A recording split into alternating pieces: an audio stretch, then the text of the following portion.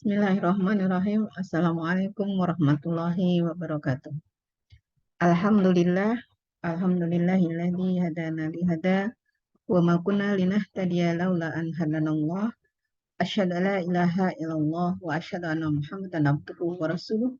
Allahumma sholli ala Muhammad wa ala ali Muhammad amma ba'du. Ibu-ibu yang saya cintai, alhamdulillah hari ini kita berjumpa kembali dalam kajian Tarbiyatul Aulad fil Islam sesi yang ke-29. Kita masih berbicara tentang 4 prinsip mengajari anak, yaitu prinsip yang keempat tentang at-tadarrus, bertahap. Bahwa pada saat kita mengajari anak-anak kita harus memegang prinsip at-tadarrus ini. Mengajari anak secara bertahap, tidak tergesa-gesa, ingin meraih hasil yang sempurna, ingin mendapatkan atau melihat anak-anak kita menjadi anak-anak yang kita targetkan, ya. Tetapi kita harus melakukannya secara bertahap, sesuai dengan usianya, sesuai dengan pemahamannya, dan sesuai dengan kondisi anak-anak kita semuanya. Prinsip yang pertama yang harus kita pegang erat-erat dalam konsep at-tadarrus ini yaitu tidak tergesa-gesa. Allah Subhanahu wa taala berfirman dalam surat Al-Qiyamah ayat 16, A'udzubillahi minasyaitonirrajim. La tuharik bihi lisanaka litajala bih. Janganlah kamu gerakkan lidahmu untuk membaca Al-Qur'an karena hendak cepat-cepat menguasainya. Ayat ini Allah turunkan pada saat itu Rasulullah Shallallahu alaihi wasallam ketika Jibril alaihi salam menyampaikan wahyu, membacakan Al-Quran kepada beliau, beliau bersegera untuk mengikutinya. Beliau menggerak-gerakkan lidahnya untuk mengikuti bacaan yang disampaikan oleh Jibril alaihi salam. Nah, kemudian Allah Subhanahu wa taala mengingatkan, janganlah kamu gerakkan lidahmu untuk membaca Al-Quran karena hendak cepat-cepat menguasainya. Karena menguasai Al-Quran, menancapkan Al-Quran di dalam hati Rasulullah SAW itu adalah urusan Allah Subhanahu wa taala. Dan pasti bagi Rasulullah SAW Al-Quran akan menancap dalam qalbunya. Nah, kepada Rasulullah SAW saja Allah mengingatkan untuk tidak tergesa-gesa. Apalagi kepada kita, seorang hamba yang memiliki berbagai macam keterbatasan. Maka tidak tergesa-gesa ingin meraih hasil, tidak tergesa-gesa ingin mendapatkan anak-anak memahami apa yang kita ajarkan, apa yang kita sampaikan, melaksanakan apa yang kita inginkan, itu juga sebaiknya kita hindari. Jadi mengajarkan segala sesuatu kepada anak-anak kita itu harus bertahap, pelan-pelan. Gambarannya seperti ini. Ketika kita menuang air ke dalam sebuah gelas, dengan pelan-pelan, sedikit-sedikit, air kita tuangkan sedikit demi sedikit, maka insya Allah semua akan masuk ke dalam gelas itu. Tetapi ketika kita menuang air itu bersegera, cepat-cepat, ya, semua langsung kita tuang ke dalam gelas, air itu justru berceceran keluar. Hanya sedikit yang masuk ke dalamnya.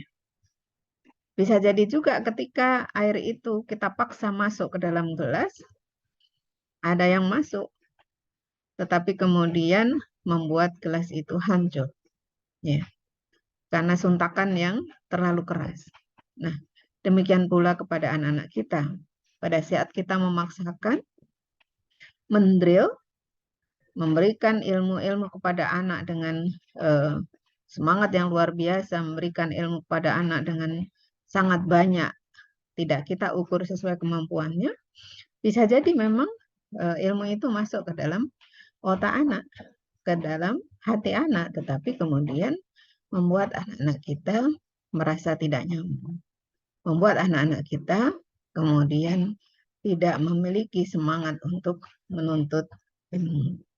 Jadi harus bertahap, sedikit demi sedikit, untuk menanamkan memori pada otak anak-anak kita, untuk menata memori dalam otak anak-anak kita.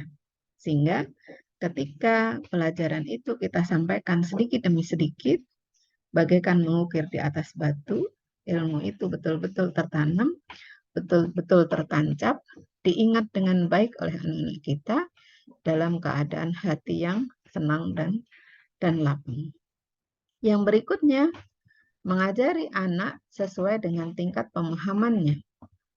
Ini sesuai dengan hadis Rasulullah Shallallahu Alaihi Wasallam dari Ali bin Abi Thalib radhiyallahu anhu. Beliau berkata, hadisun nas bima ya'rifun. Atuhibbuna ayukadzdzaba Allah wa rasuluh.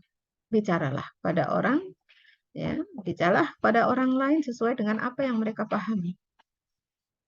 Anak-anak pemahamannya sederhana. Pada saat kita menyampaikan sebuah pengajaran pada anak-anak, maka anak-anak memahami hal-hal yang sederhana. Maka kita pun harus berbicara dengan hal-hal yang sederhana, sesuai dengan pemahaman anak kita. Kenapa? Karena dikhawatirkan apabila kita berbicara tidak sesuai dengan pemahaman anak, mengajari tidak sesuai dengan pemahaman anak, justru itu akan membuatnya tidak benar. Ya, pada saat pengajaran agama yang kita sampaikan pada anak-anak belum sampai pada kemampuan pemahamannya, bisa jadi malah merusak keimanannya kepada Allah dan kepada Rasulullah Shallallahu Alaihi Wasallam, sehingga mereka mendustakan. Naudzubillahi min dzalik. Ya, jadi disinilah seperti kita misalnya melatih anak puasa, ya. Maka kita bertahap dari sahur sampai waktu sarapan, kemudian naik sampai jam 10, naik sampai duhur, naik sampai asar, lalu kemudian ketika usia anak sudah memadai, mencukupi, anak diajar, dilatih puasa sampai maghrib. Pada saat kita mengajari matematika misalnya, ya, kita ajari sedikit demi sedikit, tahap demi tahap, sehingga anak-anak betul-betul paham, betul-betul tahu, ingatannya menancap dalam otaknya. Abdullah bin Mas'ud radhiyallahu anhu juga berkata, ma'anta biumuhaddisin qauman hadisa la tablughuhu uquluhum illa kana li ba'dihim fitnah.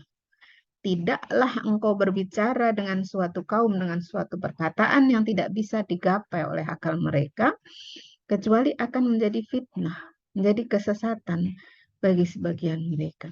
Hadis riwayat Muslim. Ya. Ketika kita berbicara tidak sesuai dengan kemampuan, tidak sesuai dengan pemahaman akal yang kita hadapi, orang yang kita hadapi, maka itu bisa menjadi sebuah fitnah, bisa menimbulkan kesesatan. Jadi harus hati-hati. Pelan-pelan memberikan pengetahuan kepada anak-anak kita. Kita memiliki keinginan yang luar biasa ketika mengajari anak. Kita berharap anak-anak kita cerdas pandai dalam segala bidang. Tetapi kita juga harus berhitung. Kita harus memperhatikan kondisi anak-anak kita. Apakah anak-anak kita bisa memahaminya atau tidak? Apakah anak kita bisa menjalaninya atau tidak? Kita sudah membahas potensi-potensi anak-anak di pekan yang lalu. Bagaimana kita mengembangkannya, bagaimana kita memberikan fasilitas, ya, bagaimana kita mengarahkan. Nah, sehingga seperti sekolah, ya, sekolah itu dimulai dari kelas 1, kemudian kelas 2, kelas 3, dan seterusnya. Jadi tidak ujuk-ujuk materi yang kita inginkan dikuasai oleh anak-anak kita berikan semuanya kepada anak-anak. Ya. Walaupun memang ada anak-anak yang memiliki kemampuan luar biasa. Tetapi kita, orang tua insya Allah paham mana yang lebih pas untuk anak-anak kita. Yang ketiga, kita harus bersabar dalam mengajari anak-anak kita. Sebagai seorang guru yang mengajar, sebagai orang tua yang menginginkan anak-anak kita menjadi anak-anak yang berkualitas, kita harus sabar dalam mengajari mereka. Sabar dalam menyampaikan ilmu, ya, sedikit demi sedikit, dalam suasana yang baik, dalam keadaan anak tenang, dalam keadaan anak kenyang, dalam keadaan anak gembira hatinya. Ya. Ketika anak-anak kita belum paham, kita ulangi. Ya. Mengulang-ulang ilmu, mengingatkan kembali akan menjadikan ingatan lebih tahan lama. Yang kedua, sabar memahamkan pada anak kita. Ya. Dan yang ketiga, sabar ketika menemukan kekurangan anak kita. Semua anak itu unik, memiliki karakteristik tertentu, tidak sama antara anak yang satu dengan anak yang lain. Bisa jadi anak pertama cerdas, anak kedua kurang, anak ketiga sangat cerdas, anak keempat tetap kurang juga, dan seterusnya. Nah, disinilah kita, para orang tua, dituntut untuk mengetahui karakter anak-anak dan kemudian bersabar dalam mengajari mereka. Demikianlah ibu-ibu sekalian, 4 prinsip mengajari anak yang perlu kita perhatikan. Semoga bermanfaat dan mudah-mudahan kita semuanya dapat menjalankannya dengan sebaik-baiknya sehingga cita-cita kita memiliki anak yang berkualitas, anak cerdas, soleh, solihah, bermanfaat bagi masyarakat dapat kita miliki. Mohon maaf atas segala kekeliruan. Wallahu a'lam bishawab. Assalamualaikum warahmatullahi wabarakatuh.